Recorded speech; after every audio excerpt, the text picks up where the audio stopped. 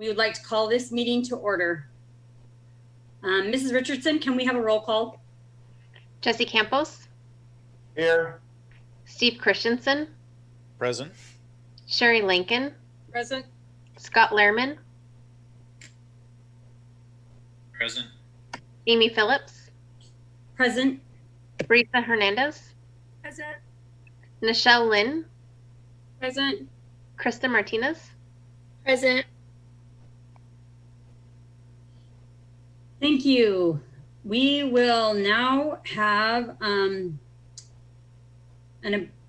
we have a motion for an approval of the minutes?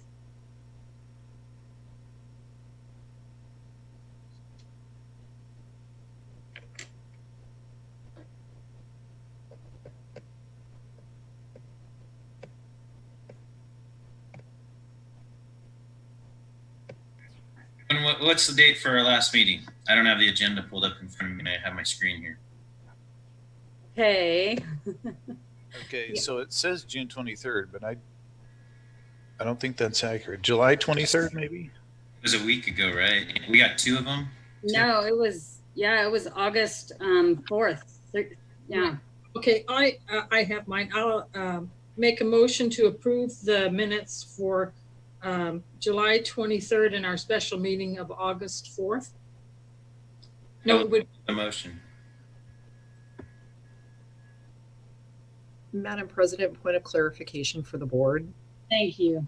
The minutes are related to the July 28th meeting. Okay, Thank you. I did not know that. okay. July 28th, 2020, and our special meeting of August 4th, 2020. Second. Second the motion. Okay, I have a second and a motion and a second for the approval of the minutes of the July 23rd and August 4th meeting. Can I have a roll call vote? Mrs. Richardson? Mr. Christensen. Yes. Ms. Lincoln. Yes. Mr. Campos. Yes. Ms. Phillips. Yes. Mr. Lehrman. Yes.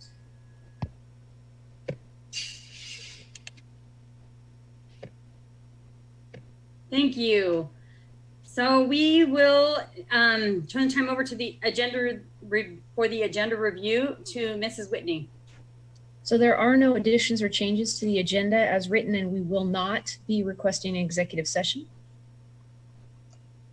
Okay, thank you. All right, we now have audience comments. We will turn the time over to Ms. Whitney for audience comments. So I have two audience comments to read tonight. Dear President Phillips, Superintendent Whitney, and members of the board, I have a comment and a question for the board. I know that the district must follow the state and local health recommendations, but I just want to state publicly that I'm in favor of in-person instruction as soon as possible. With the option of iPal, all high-risk students and teachers would be able to do online schooling, while those families and teachers that are comfortable with in-person instruction should be allowed that choice. My question is regarding Governor Inslee's recommendation for reopening schools. He recommends bringing elementary back for in-person instruction before middle school and high school. That is different than our district plan to bring all kids back at the same time. Will his recommendation change our district's plan? I prefer all students returning at the same time, but I would also like a discussion/answer to the question tonight. If our district's plan is changing, that will affect the decisions I make regarding my middle school and high schoolers enrollment. Thank you for your work during this incredibly difficult time. I appreciate your efforts to make the best decisions for our students while constrained by the mandates from the state. Sincerely, Heather Kubalik.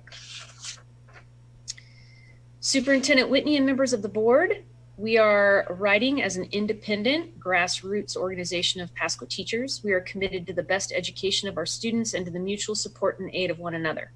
We are committed to families we serve. We want families in the district and members of the board to know. Most of us have spent our summers attending professional development or on remote learning. We've been offering tutorials to one another and different technology resources to grow our capacity and to make knowledge available. We have been in conversation all summer long about ways to make this school year rigorous, robust, and engaging no matter the format. We serve all students in Pasco. We are committed to mutual aid of all colleagues and support of students, whether or not they are on our rosters. We look forward to working with the district to find creative ways to support families and students in this new reality. We acknowledge that this is a temporary situation and that one day we will return to quote unquote normal. In the meantime, we are going to do our absolute best for our students. We are committed to the physical safety and mental health of our students. We are ready to participate in the safest plan for our students when we resume in a few short weeks.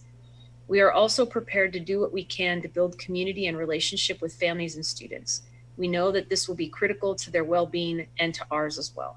We are committed to raising the bar for ourselves as we head into the unknown variables serving students in this unique and temporary situation. While the spring closure was a crisis response, we know we must do better for the fall. For our colleagues, students, and families, as well as our own well-being, rely on return to routine and community, whether virtual or in person. We are eager to rise to the occasion. We are Pasco. Thank you for your service to our students. And it is signed by 122 of our teachers have signed the letter. So I'm not going to read all 122 names into the record, but please know that it is signed by 122 of our teachers.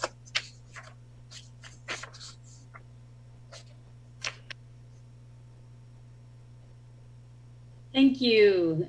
The next item of business is our consent agenda. We have personnel, warrants, middle school number 4, construction change order number 9, Stevens Middle School replacement construction change order number 6. Can I have a motion, please? Madam President, I move to approve the consent agenda as presented.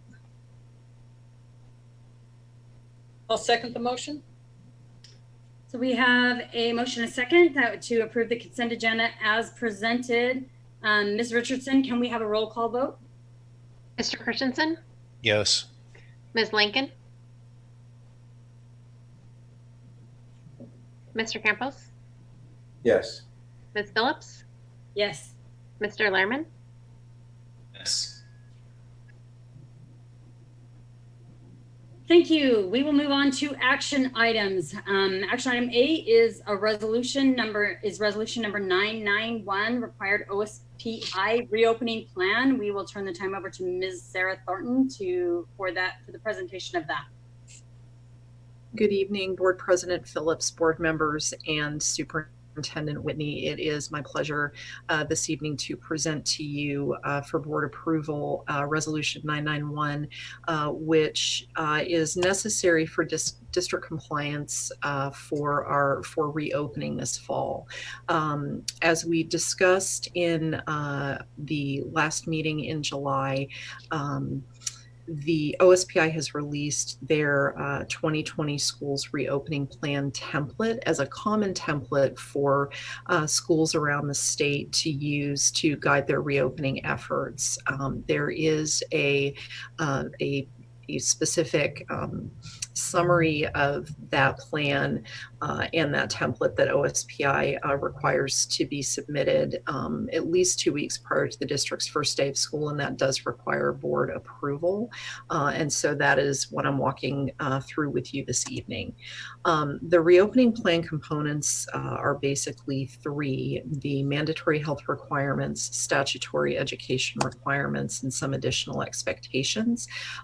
You have seen details of the plans during the study session today and the study session at the end of July. And so the purpose here really is to just give you a very high level overview of what those required components are that we need to submit to OSPI. There are, of course, mandatory health requirements, and you can see those listed here, and those are addressed in depth in the reopening plan. The other major component, of course, is statutory education requirements around grading, attendance, learning standards, and days and hours dedicated to learning. And then the final components have to do with our technology, learning management system, professional learning for teachers, and other supports for students. And all of those items are contained are answered in the opening plan template that you will be asked to approve this evening. So the suggested motion is in front of you. It is resolution number 991. And I believe, please indicate if you can see that up on the screen. Great.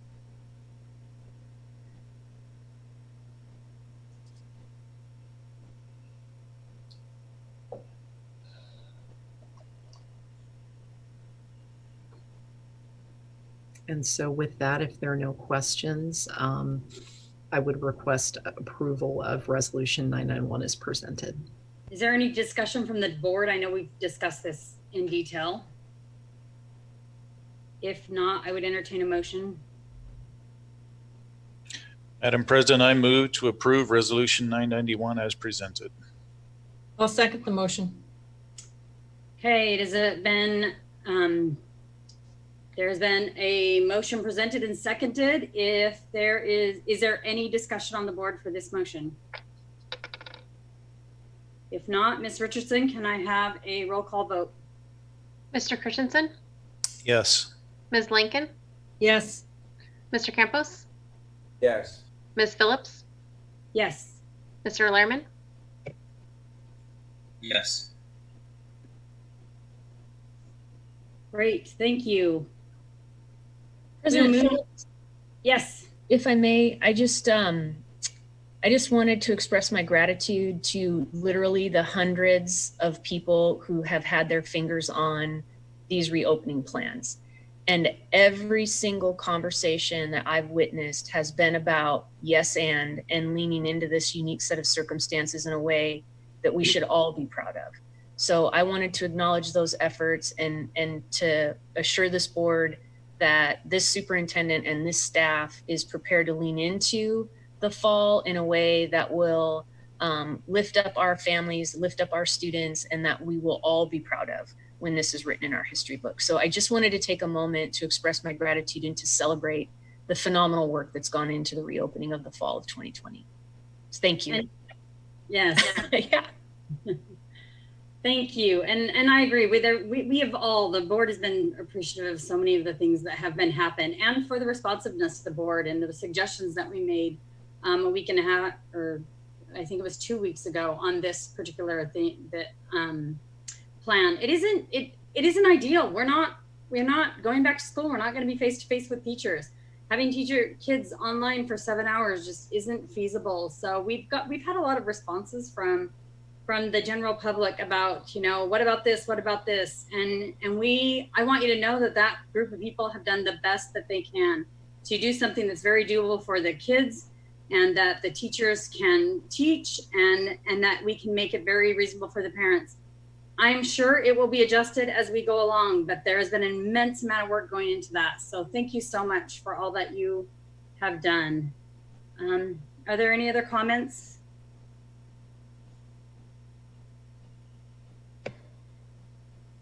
Okay. I guess I'd just say I second what you say. We can't have the kids online for 7 hours. I know that we got emails from parents saying that, yeah, we see that you made some changes, but it's still not enough. And as a board, I think I'll speak for myself. We hear that, we hear you, we see you.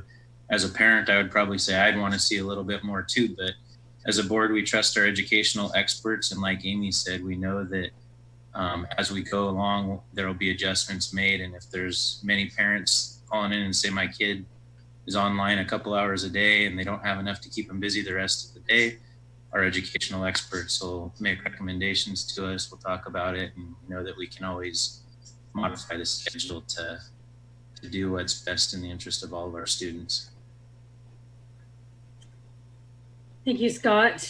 We will move on to resolution number 99020 or 2020-2021 budget hearing and adoption. And we will turn the time over to Mr. Kevin Hebden for that. For this is a public hearing, and Michelle, do you want me to read that in now or after Kevin's done? There'll be a place that will cue you in the presentation, Amy. Okay. There'll be a slide. Should I give the information for the phone number right now or later? It'll be on a slide, I believe, for the community, but you can give it now and give it later. Perfect.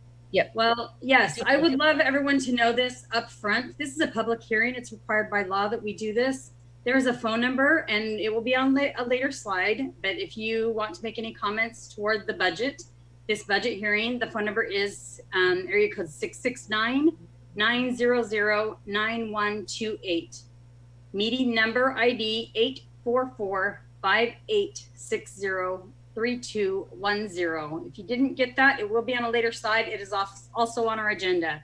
For community members wishing to make public comment on the budget hearing, they will need to call in using the above information and raise their hand by pressing *9. After raising their hand, the meeting will unmute. The meeting host will unmute and allow them to speak. I will now turn the time over to Mr. Kevin Hedden. Thank you, Board President Phillips, members of the board, Superintendent Whitney. Appreciate the opportunity to be before you this evening and present the 2021 budget hearing and adoption presentation. We last met on July 28th, and we have very little changes to our budget. And I'll go through those changes at this time, and then we'll allow, like President Phillips said, we'll allow time for public comment and any questions or discussions from the board, and then entertain a motion to adopt the budget. As you can see here, as I mentioned before, there are no changes to the 2021 budgets. The expenditure line item down towards the bottom is the authority that you as a board will be setting for all expenditures through our 5 different funds for the year. And as I said, nothing has changed here since our July 28th meeting. A requirement that we are mandated to do is to report on our anticipated MSOC expenditures, and that we anticipate spending all of our material supplies and other operating costs for the year. So we are apportioned a little over 23 million, and we anticipate spending 23.2 million. So we are meeting that requirement there, and it is part of our the budget process that you will be asking for you to approve this evening. Just a quick reminder of what next year's fund balance will look like as we go through our operations. In the general fund, 274 million in revenues and 274 million in expenditures. We begin the year at 22 million in our fund balance, and we will anticipate ending the year at that same balance. We have also have intact our unassigned 5% reserve, and that's per the requirement or request of our board, and that's $13.7 million. And then there's the list of assignments that we've been asked to hold for future expenditures that may or may not happen next year or the year after. For those various purposes: instructional materials, computer replacement, bus replacement, athletics and visual performing arts, student housing, future legislative actions, and then we've got our Delta High School fund balance in there as well. So again, we end where we began. That's the definition of a balanced budget. We went into great detail on the various funds. The 4 funds here that you can see in our July 28th meeting. Just a quick reminder, a summary of what's all entailed in these other fund budgets. We've got some continued work on our 2017 bond projects, and those are before you there. Several of those projects are ramping down and should be closing out in this fiscal year. And so those are the projects there. Also in our debt service fund, about the only change, just to bring to your attention again, our state treasurer program for our bus lease. And we began that in 1920. We'll continue that in 2021. The associated student body funds, really no change there. And obviously for the students, by the students, and or by the students, for the students. And then our transportation vehicle fund has built into it replacement of 5 vehicles and 2 contingency buses should we have buses go down during the year. And again, this is no change from our July 28th meeting. This is no change to this slide other than the third bullet from the bottom. This was a request at our last meeting by you as a board. As we look at our 4-year forecast, you had asked me to go back and build that forecast holding the levy at $1.50 per thousand assessed value in order to attempt to show a balanced budget. I went ahead and put in $1.75 in the July 28th meeting. That has been removed and is now $1.50. And on the next slides, I'll show you what that looks like. And then all the other considerations that went into our 4-year forecast, utilizing the long-term facility management plan in our capital project fund, and the rest of those considerations there before you. No change to this slide. Again, a lot of uncertainty because of the environment that we're in, doing the best that we can to consider the use of our CARES Act funding. What are we going to do with our carryover? What's the legislative session, if they call one this fall? What's that going to look like? How will that impact us? The state revenue forecast, those are anticipating significant reductions. How will those affect us as a district? We continue to monitor those and will remain flexible and be able to adjust as the year progresses. And all of this saying that we might have the possibility of a 2021 budget extension later on in the year. And then also another thing that we're keeping an eye on is potential decreases in enrollment. And just again, we've built into this current year's budget a 0% increase in enrollment. Enrollment is flat. Here's that first slide. Let's see if I can make sure you all see this here. The first slide here, the only change in this slide from the prior year is, as I mentioned, or prior meeting in July 28th, the $1.50 of assessed per thousand assessed value. And that's in these out years. And you can see now that we have what would be forecasted a deficit of $1.2 million while maintaining that $1.50 per thousand. And then in the fourth year, a $2.4 million deficit in the out years. All the other funds here remain unchanged. And every year we revisit this and present in our next year's budget. We would present what that would look like in the out years with new information, new light, and as we're closer to those years, and we can have those discussions later on. Again, here's the rest of our budgets for the various funds, or excuse me, the forecasted budgets in our various funds, debt service, ASB, and transportation, and no change here from our July 28th meeting. As mentioned by Board President Phillips, I gotta go back one.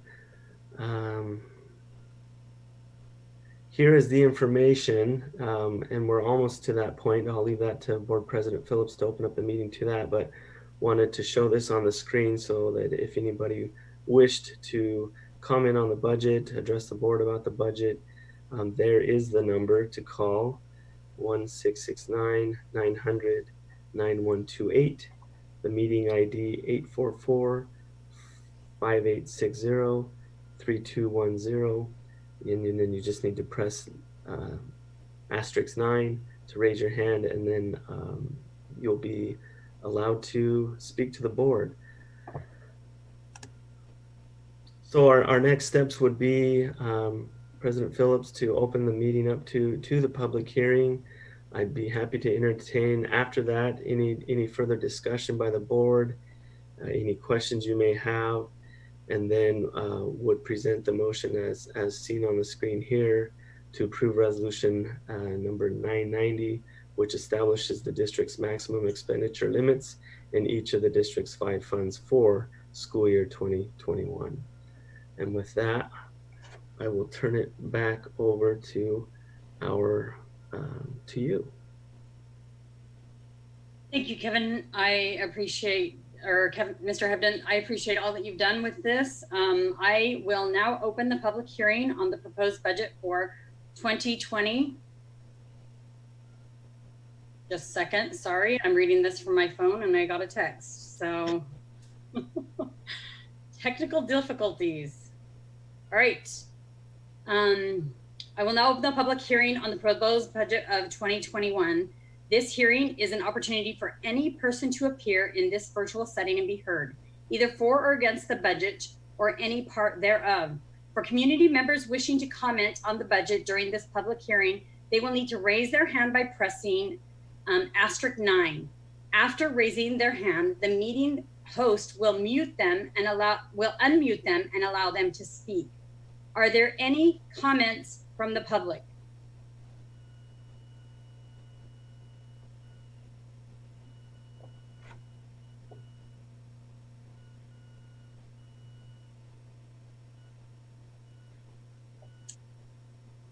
Superintendent Whitney, how long do you want me to wait to see if anyone who has called in with that?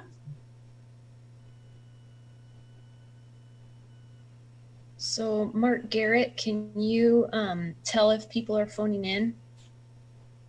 Yes, I can. And the handful of attendees are not indicating that they would like to speak. Okay, if there are no comments, seeing if there are no comments or individuals that are wishing to comment, I will now close this public hearing on the proposed budget for 2021. If there are no further questions from the board, I will entertain a motion. Hey, Madam President, I have a question. Can we go back to the first slide where we're showing computer replacement? I looked at that and I just think back a few years and I think it's a spot for celebration. It's not related to the budget, but we looked at our computer numbers of computers per student several years ago. Maybe it's 5 years ago now, I can't remember. And we had, maybe some inequities around the district. Some schools had 1 device per student, some had 1 device per 5 or 6 students. And Mark Garrett and his department, the IT department, did an awesome job the last few years in procuring many devices for us, some through our normal budget, some through grants. So kudos to them. It made it a lot easier. We were able to pass out all of those devices last year, and then this year we're going to ensure that every student gets a device. So we've come a long way there in a couple years. But with that, we now have a lot more devices that need to be upkept.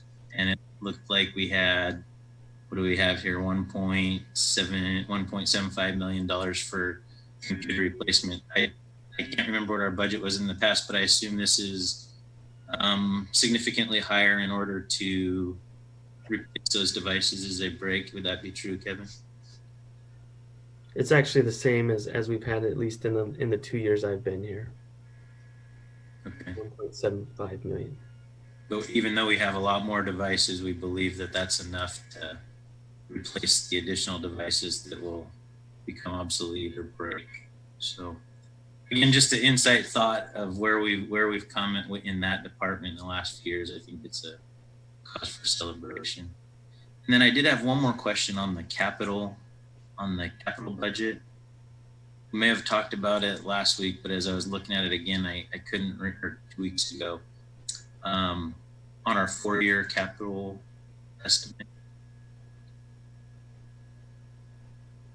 What did we say those out year expenditures of $54 and $70 million were in 2022, 23, 24? Were those building new schools, or were those what were those expenditures? It's a great question, Mr. Lehrman. The capital fund follows the work that was done by the community builders group. And so you can see in 21, 22, following that would be, you see the ending fund balance jumps to 107,607, and that is reflective of the income of a bond should it pass. And then you would see those expenditures increase as we would build the projects called out in that long-term facility management plan that was approved and accepted by the board. So those expenditures in the out years would be mostly around that third high school. So this was, yeah, the assumption in here was that that bond would have passed at the end of this year and the money would be available, but we're okay. Thank you. Correct.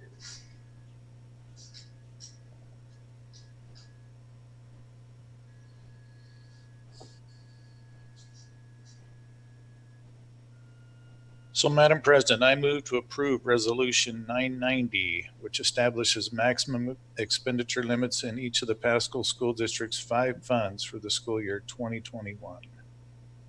I'll second the motion. We have a motion to approve resolution number 990. Mrs. Richardson, can we have a roll call? Mr. Christensen? Before we get there, I'd like to comment. Oh, sorry. I'm sorry. That is my fault.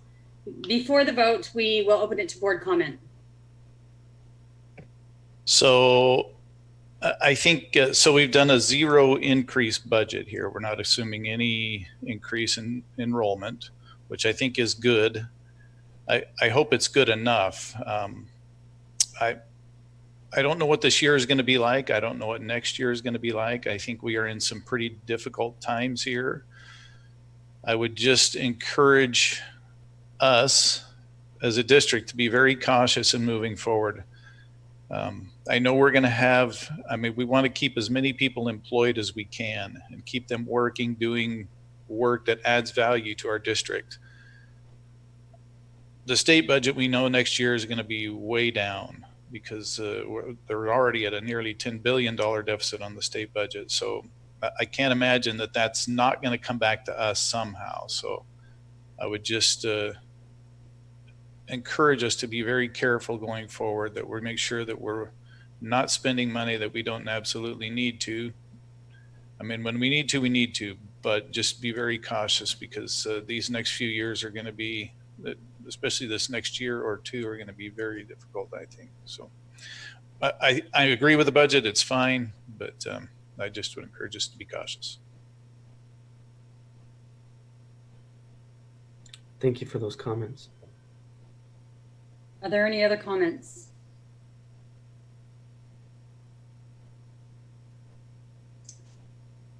Okay, we have a motion to approve resolution number 990, which establishes the maximum expenditure limits in each of the Pasco District's 5 funds for the year 2021. And it has been seconded. May I have a roll call vote, Mrs. Richardson? Mr. Christensen? Yes. Ms. Lincoln? Yes. Mr. Campos? Yes. Ms. Phillips? Yes. Mr. Lehrman? Yes. Thank you. So we have we passed the budget for the year. Thanks for all of your work, Mr. Hebden.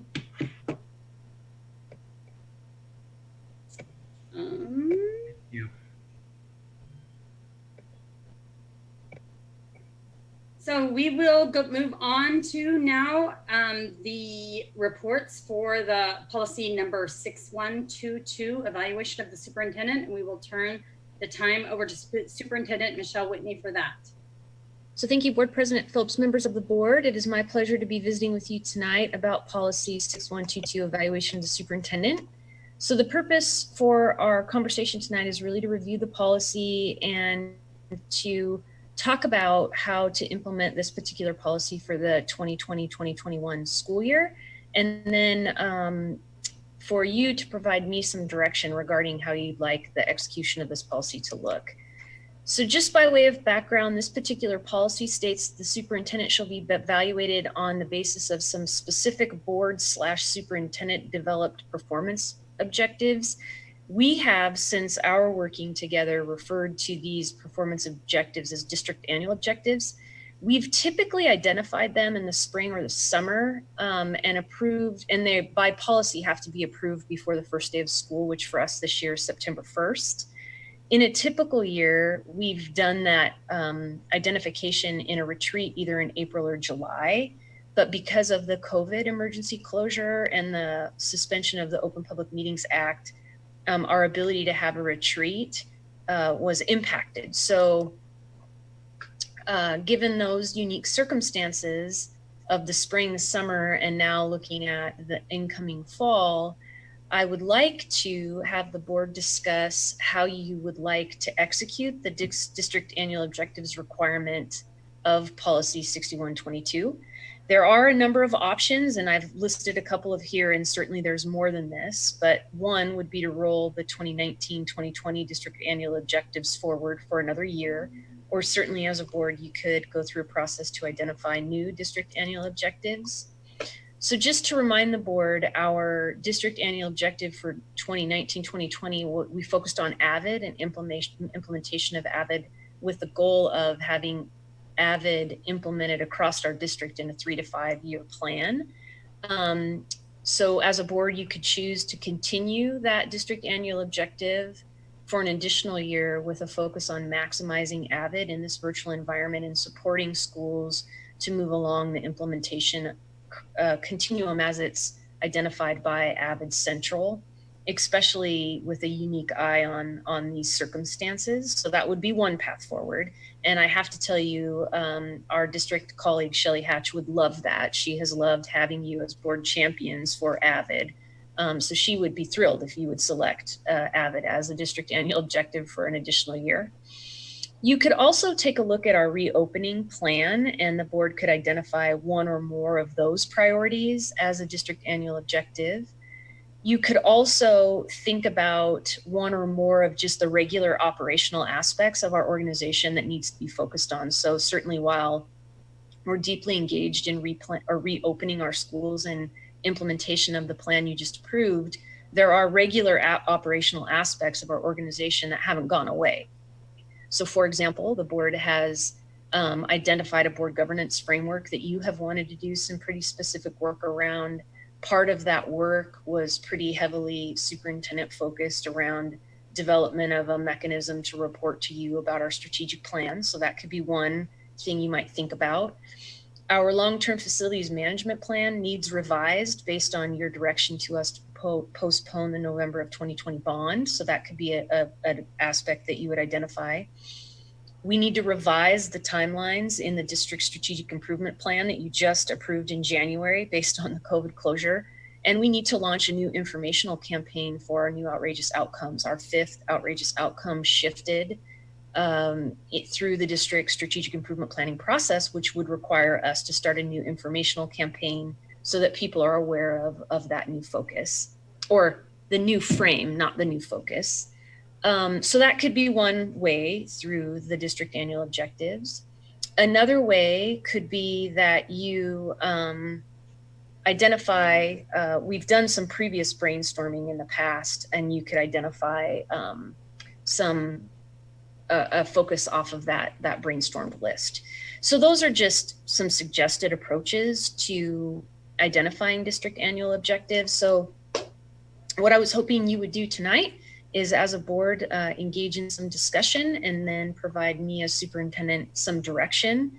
Whatever the direction you give me, I would be prepared then to bring it back to you on the 25th, and we would need to be taking action to meet the timeline in the policy, should that be the direction of the board. So President Phillips, I'll turn it over to you for discussion and direction. Thank you. So this is a difficult decision this year. We have a pretty robust superintendent evaluation that is based on 2 different parts. One is goals that are achieved every year, and one is a set of standards that we have for our district. we need to address these goals and what we're going to do in this very unusual year so that we can continue with this evaluation. What do you as a board feel we should do of all of those choices? We would love to hear from all of the board members.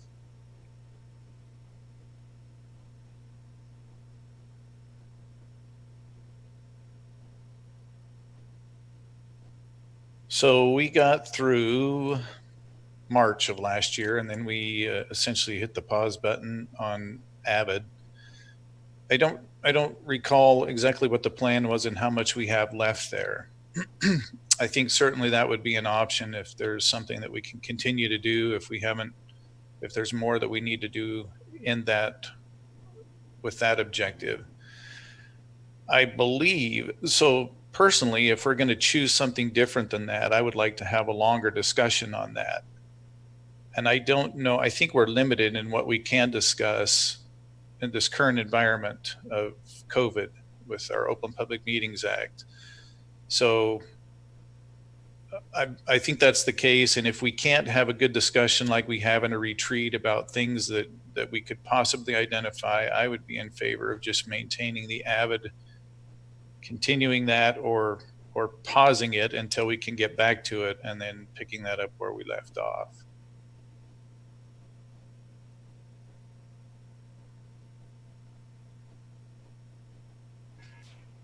What was the slide? It said the new outrageous outcomes. I'm trying to recall. We reframed one of them, the language, right? But what does the new outrageous outcomes mean? Correct. It's the 5th outrageous outcome that was extracurricular activities is now framed around relationships. So that will require that we redo all of our informational, like our print materials, and then I need to go out and create awareness for the new outrageous outcome. So, but it is just the one outrageous outcome was reframed around positive connections and relationships. It may not be appropriate for a goal here, but I'm not sure I understand fully where we're at with our outrageous outcomes as far as making progress right now. So I wouldn't know if we should be focusing on those or not. It feels like we should at some point, but maybe now's not the right time.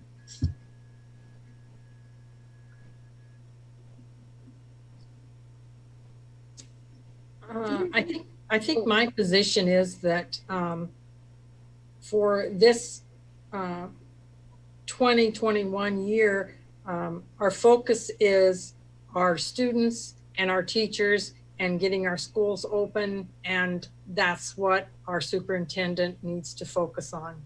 I don't think we need to give her additional things to focus on. I think that, you know, our students and our teachers and getting our schools open and having things run on an even keel. I just can't see giving her additional things to work on at this time. I tend to agree with Sherry. I think that uncertainty this year and probably limits you to do a lot of the stuff that we're, you know, the Avid and the outrageous outcomes. It's pretty hard to do when we have a pandemic going on in our community. So I tend to agree with Sherry that your focus should be with the teachers and our students, and try to be fluid in the fact that if we get the time to open up back up and get us in there, you know, safely and soundly. I think that's a priority. I agree with what you guys have said. I think what we've been hearing in a lot of our meetings, the information we get is a major concern of our consumers or our customers or our constituents, the parents and the students in the district, is that if they're happy with how this at-home learning 2.0 goes and feels like their students got what they need, I think that would be one of our major successes of the year, or Miss Whitney's major success of the year.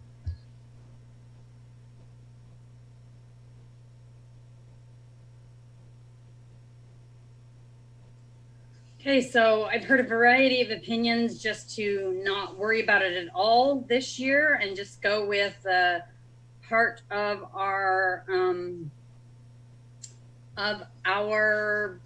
superintendent evaluation that just is general, and dismiss the goals, or to continue with the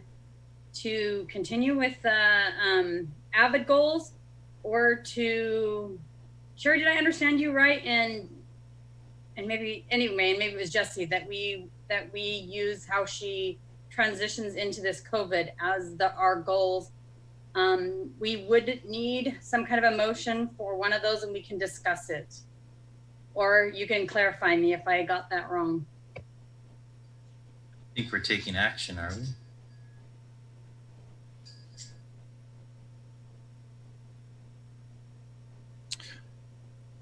Superintendent Whitney, are we giving direction? Just giving direction on this? Just informal direction for me to prepare to bring back next time for action. So, just a general kind of consensus around, we either are going to suspend the district annual objectives for this evaluation cycle, which is what I heard some say, or I think what I heard some say, or to look at the AVID objectives, and carry those forward. And those are a couple pieces that I heard. So just some general consensus around what you'd like me to bring back next time. It doesn't have to be formal action. Is there any way we can even put AVID in there with these current COVID things going on right now?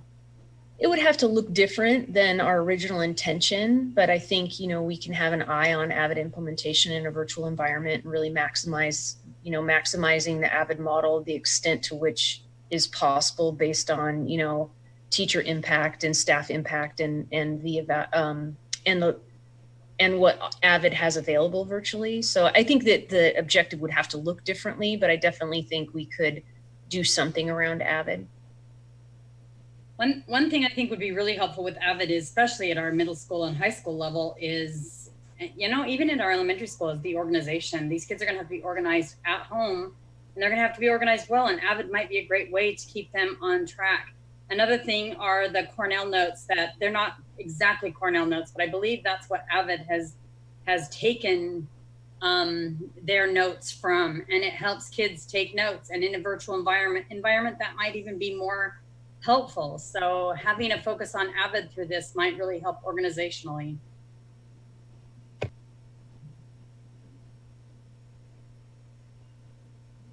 So I think, so part of the reason of the annual objective is to focus on something, to bring the district's focus on a single item to help drive us to an end there. And as part of that, we would evaluate the superintendent on that. I think at this time, as Sherry and Jesse and Scott have suggested, that our focus needs to be on reopening. I mean, I think there's benefit in AVID, but I think if we take our focus off of reopening and making it work for all students, there's probably better things we can focus on than just AVID. So I don't know what those would be, Superintendent Whitney. I mean, we've got the plan together. There's been a lot of effort going to that we could identify that, and now the further implementation of that, just making sure that we're implementing that as it was intended, getting students back into the classroom as quickly as we can. I think those would be worthy goals and objectives. Again, I think it's going to take more discussion than we've had tonight, but I would suggest maybe if you could come back with some ideas of what we could, kind of a path forward for the next couple of months, maybe even several months, on things that we could use to focus our attention, and then in the evaluation that we do, things that we could check that yes, indeed, these have been carried out. Does that make sense? Sure, it makes sense. Is there a preference in kind of the umbrella? I'm hearing the reopening plan. There's also, regular operational things. Does the board have a preference? The purpose of goals to me is that we have something measurable that we are working toward. Right now, I feel like the district is in survival mode. We're trying to get as much learning done in distance learning, and it's something that has never ever happened before. I don't know. I am fine with putting off the goal part of the superintendent evaluation for this year. And that's my feelings. Rather than coming back with all of these different goals that we need to adhere to, unless there's specific goals that have to happen to make this year successful with our online learning. And I agree. I mean, I think that, with the way things are changing day to day, with reopening and getting our students back in school, I mean, you don't know from day to day or week to week what's going to happen. And with the number of meetings that Miss Whitney has been involved in, and the phone calls and the emails and all of the things that she gets, not only from parents, but from the state and from teachers, I mean, she has enough to focus on to just getting everything situated. And I think that we don't need to put any more goals on her. The goals of Pasco School District and of Miss Whitney is to make Pasco schools great. And I think that she's doing that. And I don't think we need to put any more pressure on her, what she needs to do. She's doing the right thing now. So I just don't think we should put any more goals on her, that she's doing what she needs to do to get our students back in school and our teachers doing the right thing. So I don't think we need to place any goals on her for the 2021 year.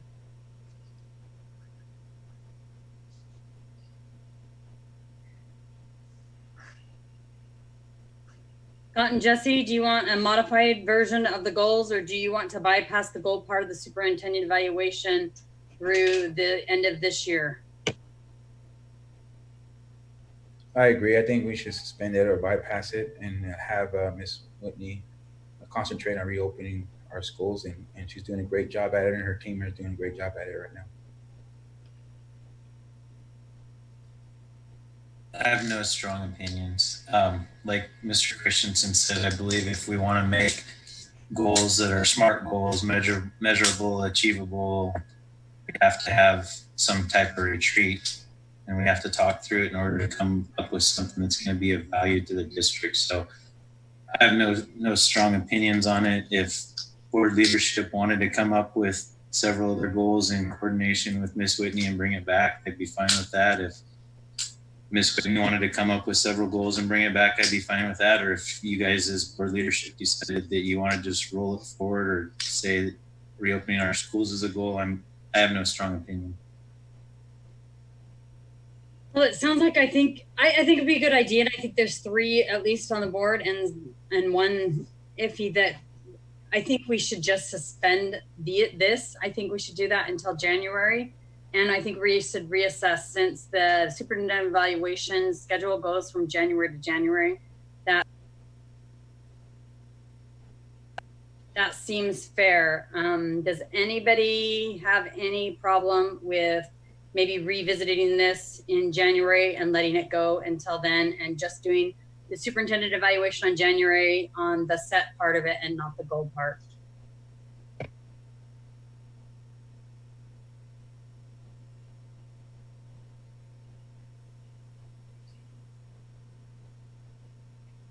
Well, Superintendent Whitney, I think with the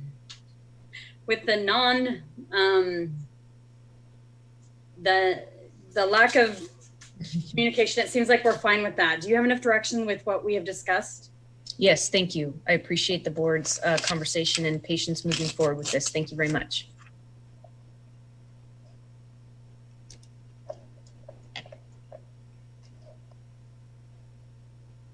Okay. All right, then we will move on to the last item of business that we have. We have transportation facilities update on the 2017 bond progress and the OSPI cooperative by Dr. Susana Reyes. Thank you. I'm trying to.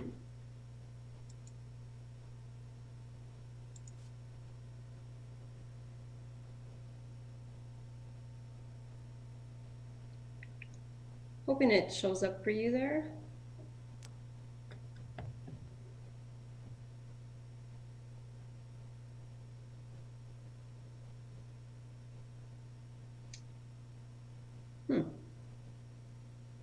There we go. Great. Well, thank you. And I hope that everyone can hear me. I just unmuted myself. So good evening, President Phillips and members of the board and Superintendent Whitney. This evening, I will be sharing with you an update on our transportation facilities project. And before I begin, I would like to let you know that we do have two special guests with us this evening. I'd like to introduce Mr. Doug Carl with Alliance Management and Construction Solutions, as well as Mr. Steve Walter from ALSC Architects. They are part of our team and are working with us on the project for our transportation facility, and they will participate with us later on in the meeting with regard to discussion and questions and so forth.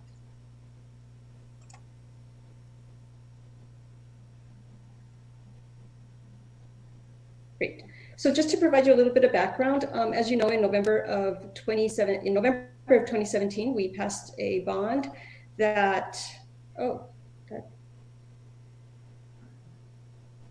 okay, so my screen is, there we go.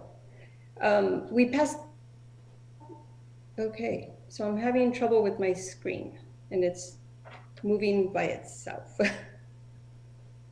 This didn't happen earlier, sorry. Anyway, so in November of 2017, we passed a bond that included a project for updating our transportation facilities in the amount of $3 million that would be allocated for the project. It included 2 additional mechanics bays, as well as a replacement of our facilities, which includes our driver staff area and also our office administrative area of the transportation facility.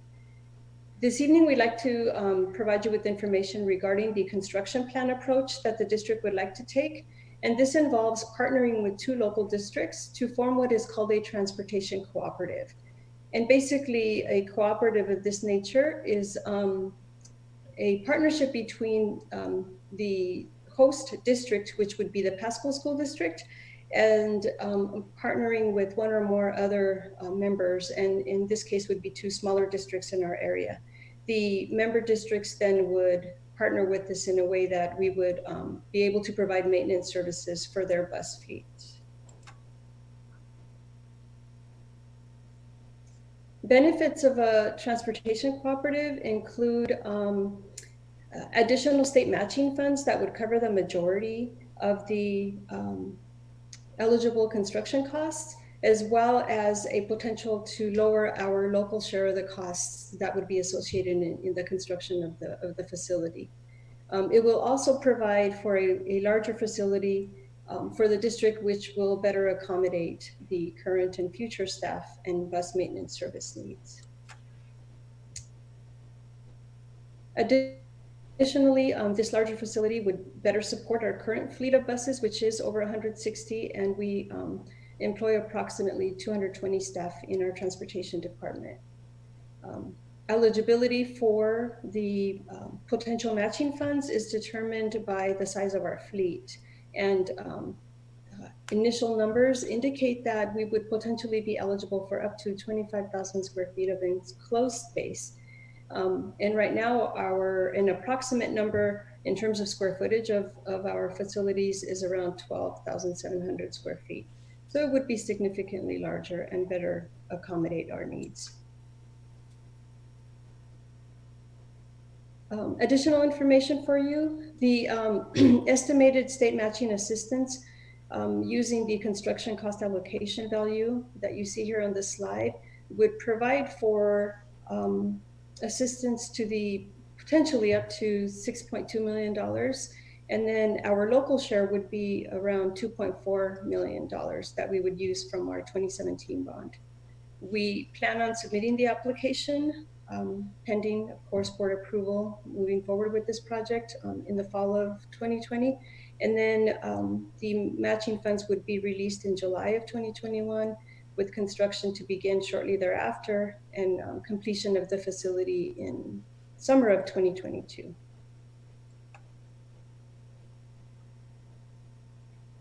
So our next steps are really to gather any additional information that you may request this evening, and then come back to you on August 25th and request board approval by way of a resolution at our regularly scheduled board meeting on August 25th. And then from there on, we would re-engage our transportation staff to continue the design process. We have been working on that process since the springtime before COVID. And the work that we did during that time actually led us to this option. And our staff is excited that we might be able to have a better facility constructed for us than what the bond amount could provide for. So we're looking forward to re-engaging them and continuing that process.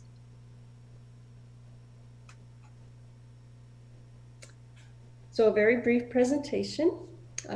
This is an opportunity for you to discuss, ask questions and so forth, and I will exit from sharing my screen so that everyone can see our guests, Doug Carl and Steve Walter. And then I'll come back to the screen or to the slideshow.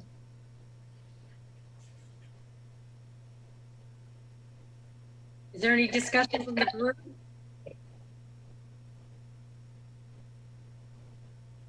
Yeah, thank you, Susanna, for that presentation. So we would be the host district. Who are the member districts or the other participating districts? The two participating districts are Findlay and Columbia. And in essence, they would be using our facility, or we would be providing maintenance services for their district. Is that correct? Correct. Okay. Do they have their own bus yards? They just don't have maintenance facilities? I'm not sure how that works exactly. Are they relying strictly on us then at that point? The partnership would involve us being their primary sole maintenance service provider. That's part of the cooperative. And they're small districts, and they don't have a maintenance staff and department in the way that we're able to have as a larger school district. And I welcome Doug Carl if you want to jump in on any additional details related to that. Steve, your comment is accurate. Superintendent Hahn out in Findlay said to us that they have a fireman when he's off duty that comes in and changes oil on their buses, and sometimes it's weeks before he can get to their stuff. So that gives you an idea of the challenge that small districts face in trying to get buses and whatnot serviced. Okay, very good. Thank you. Good to see you, Mr. Carl, without your mask on. Yes. Hope you enjoyed the tours. It was great. Good. So another question, this includes also the facility for the bus drivers, kind of a break area as well. Is that included in the match as well, or is that completely separate from the kind of this cooperative? It's all part of the project. So it would include a facility that will accommodate our staff as well as our office and administrative area, along with the maintenance space. It would also potentially increase the number of bays from 2 to maybe a couple more. And so that's also exciting about the potential. That's good. Is this a design build project? Yes. Design bid build? Design bid build. Okay. So design won't start until next spring, probably. Well, I'll let Steve jump in here, but if you guys approve this, we would look to do programming, schematic design work probably until the first of the year. But go ahead, Steve.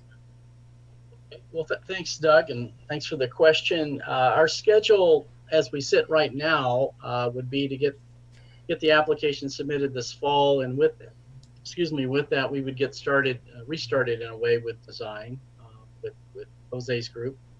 and with the idea that by, say, the end of the year, we would be at schematic design at that point. And then from there, just continue through the phases to where we're ready to get everything in front of the agencies, get their approvals, most likely in the May timeframe, and be ready to meet all the deform requirements for the state to be able to go out to bid as soon as they say you're able to do that in July. So. Yeah, this is tied to the same July 1st release of funds like other school projects are. Sounds good to me. Thank you. What if we go back to the dollars there? We have $3 million in local funds from the bond. It costs 6.2. I don't remember what you said to build this facility at the size we're talking. What is the match difference if we have a cooperative versus if we don't have a cooperative? There is no match for transportation facilities for school districts. So the $3 million would have to be the entire project. Local funds would have to support the whole project. So you can see that OSPI supports co-ops. They're looking for host districts around the state to help the smaller districts out and whatnot.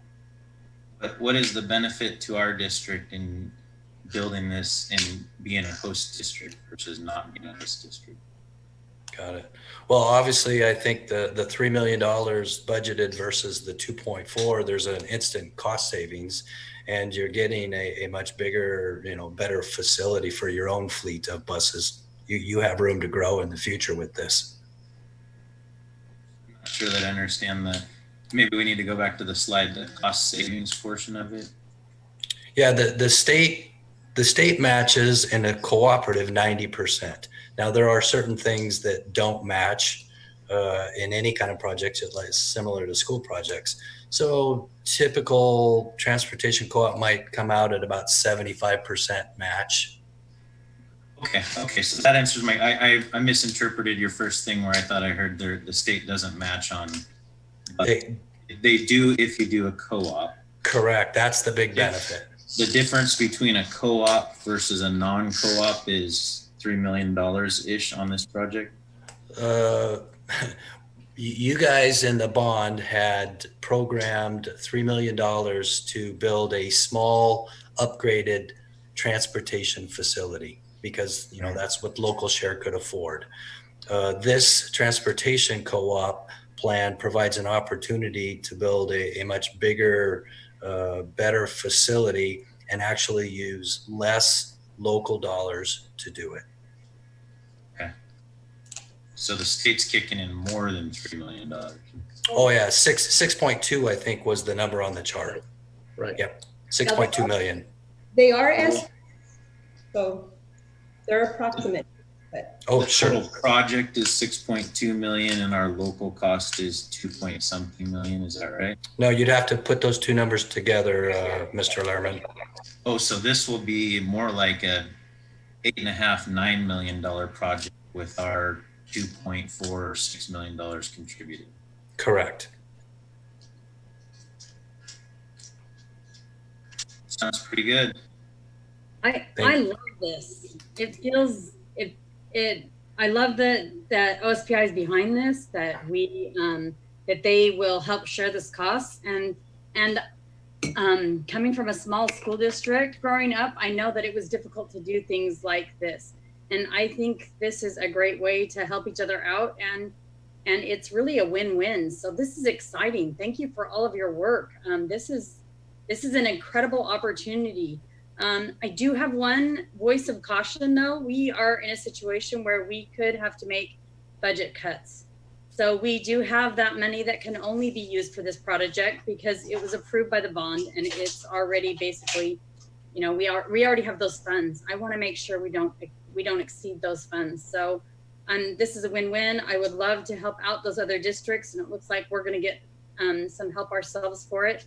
And so, but please be fiscally conservative in the sense that that's all the money we have to spend on this. Both of our neighboring districts who are eager to participate with this are excited about it as well. So they'll be meeting with their board and moving forward in the process as well. Is this new monies that the state, is this a new policy or is this something that's existed for years and we've just now uncovered it as new information, or was there new funding provided this year? So Go ahead. Sorry, Susanna. I was going to say, transportation cooperatives have existed for a long time. There's about 12 in the state currently. When we began the initial review of what our facility at the $3 million bond amount could look like, we engaged our staff and they actually visited different facilities, transportation facilities in our region. And that's how we begin to explore this option more deeply, because we learned that there are really some significant benefits. Doug. Thank you.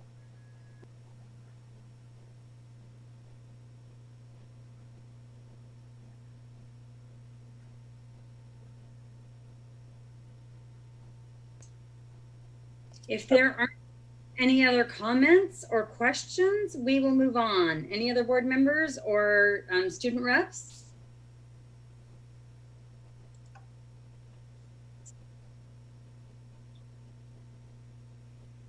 All right, this was kind of a hefty board meeting from what we have had in the past. Thank you so much for being here and joining us for this. I would like to turn the time over to Superintendent Michelle Whitney for future agenda items. So thank you, board members. You're right. President Phillips, this was a meaty board meeting and study session. We really appreciate your efforts and leadership in the community during this really unique. And I'm starting to use the term unrelenting. It feels like it's unrelenting, like, you know, but we got this. Don't you worry, we got this. So for our next board meeting, the recommendation I would have for you is that we spend our study session with a review as to where we are at that time regarding our planning for serving educationally at-risk youth during the pandemic in alignment with Benton Franklin Health District or Department's guidance. Board Member Christensen requested some time on the agenda for WASDA legislative positions. So that is scheduled on the agenda. I also can bring to you the Washington State Health Department school decision tree. That recommendation dropped, that document dropped on Wednesday of last week. So it was immediately following our board meeting last week. I can bring that back as a report. And then in kind of coordination with that, talking about how we would use that decision tree to monitor our current local health condition and how we would define when we're ready to start to dial up to in-person education. So it would be kind of a tandem report. So that would be my recommendation. I confirm that with board officers when we meet for agenda setting.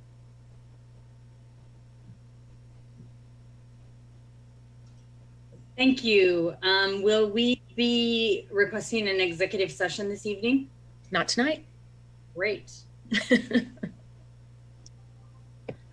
All right, so we are done with this meeting, and so we will adjourn.